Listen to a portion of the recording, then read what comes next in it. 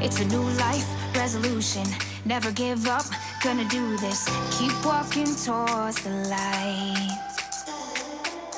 Mindy Davey, I am really excited to be able to talk with you. I discovered you this week on social media, and I am so glad that I did. I know a little bit about you, but I want you to tell us your story, or at least an abbreviated version of it.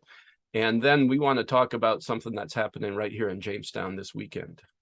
Absolutely. Yeah. My name is Mindy Davey. I'm a singer-songwriter from Clarence, New York, upstate.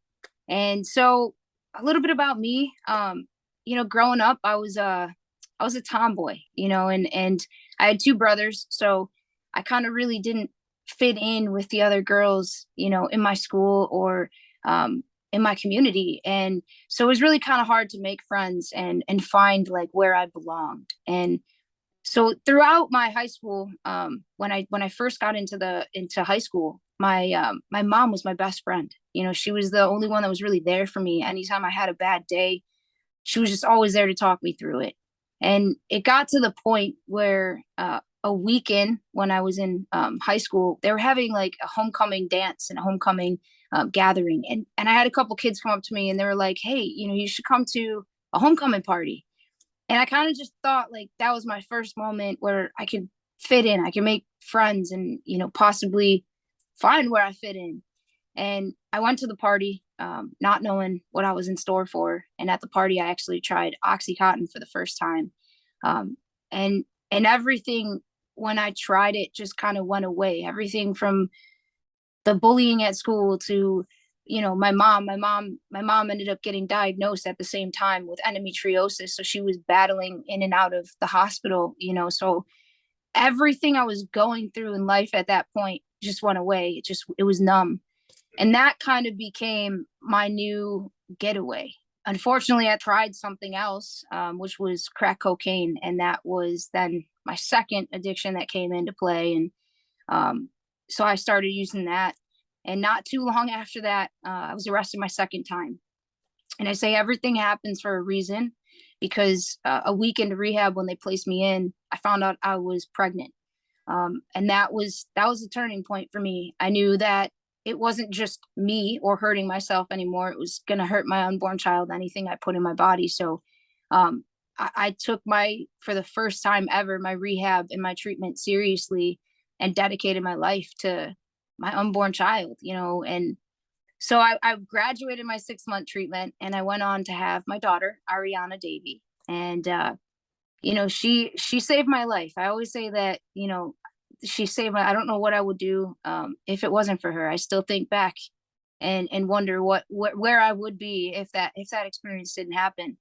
And so I ended up going on to be a new mom, and I was kind of exploring sobriety and trying to just find like a support system, because that was a hard thing for me, was finding people that would support me and not put me in situations that were going to like bring me down or relapse at all. And so I ended up just playing my guitar.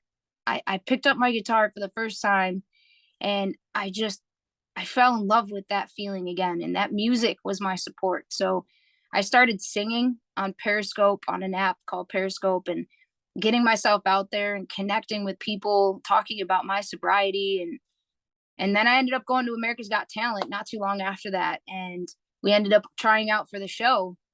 I didn't make the show, but I say everything happens for a reason, because I ended up meeting this homeless guy. And if you ever go to New York City, you'll see that there's tons of people everywhere with signs up, they're homeless. And this guy wasn't holding a sign. He was just in the corner trying to keep warm with whatever he had on. And it really bothered me. I come from a small town where if you see somebody down, you help somebody up. And so I ended up getting him things that I thought he could use. And I went up to him, and never judge a book by its cover, because this guy, his apartment burned down and his wife and 2 kids found a place in the shelter, but he couldn't. And just this whole entire experience touched me. So I wrote this song called Peace. And I started performing that everywhere on Periscope and just anywhere I could.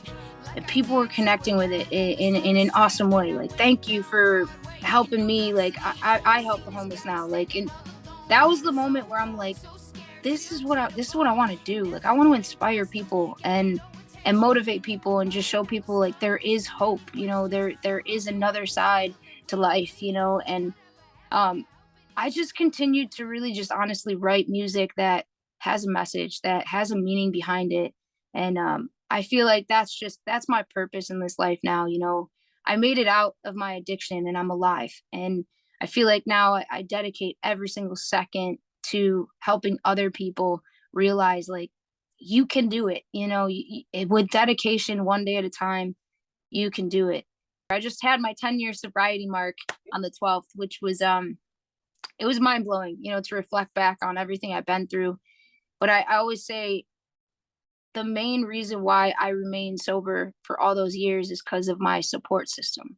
I had to get out of every person that I've known that was a user, anybody that the dealers that I had deleted from my phone. Like, I just had to get rid of anything and everything that, really could jeopardize my sobriety. And I surrounded myself with people that could bring me up, people that really are going to add positivity and not negativity to my life. This weekend, Jamestown is going to be the site of Mindy Davey show. Tell us about that.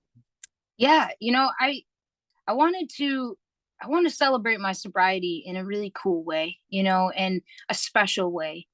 And music has been such a huge, huge thing for me that I wanted to put on a show. I want to put on a live show concert. And so that's just what we did, So September 17th, I'm going to be performing a show. We're going to be having a bunch of really cool things. Like, I have a red carpet banner. It says sobriety is possible on it. It's really just a cool environment and show that we're going to be putting on to celebrate my 10-year sobriety in a cool way. And I'm hoping, a lot of people could come out and experience it, because the show's different. It's not just a musical show. I tell real life stories about the show and each song that I do. So it's really going to be like a story, but also like a motivational hope kind of setting. And so that's what we're going to be throwing down on September 17th at Lost Music Studio there in Jamestown. Lost Music Studio on 2nd Street, right here in Jamestown. We'll put a link in the notes here so people can find where to get tickets, where to find the show. And I believe even for those who can't personally come Saturday, they can still check it out online. Is that right? Yes. Yeah. I wanted to really make this accessible to everybody. I know that we have a lot of people worldwide that are recovering addicts and just in general really want to tune into the show. So we made it virtually. So the show's available virtually too. We have a live stream that we set up. So if you can't make it to the show, you could just purchase an online virtual ticket and you're going to be virtually right there in the venue. Well, I want to say, Mindy, again, thank you so much for taking time to talk. But even more, thank you so much for sharing your story, your hope, your gifts, and on behalf of our county here in Chautauqua County, I want to thank you for sharing them here. And I really do hope that your music gets wider and wider exposure. Your audience grows greater and greater. It's great music. It's a super message. It's so needed in our time. And there's a kind of contagious element to the hope that you bring. So I just want to thank you very much. Oh, thank you. Thank you for helping me spread the hope. Together we can really make a difference. So that's what matters. I'm a fighter and a martyr. I'm a mother.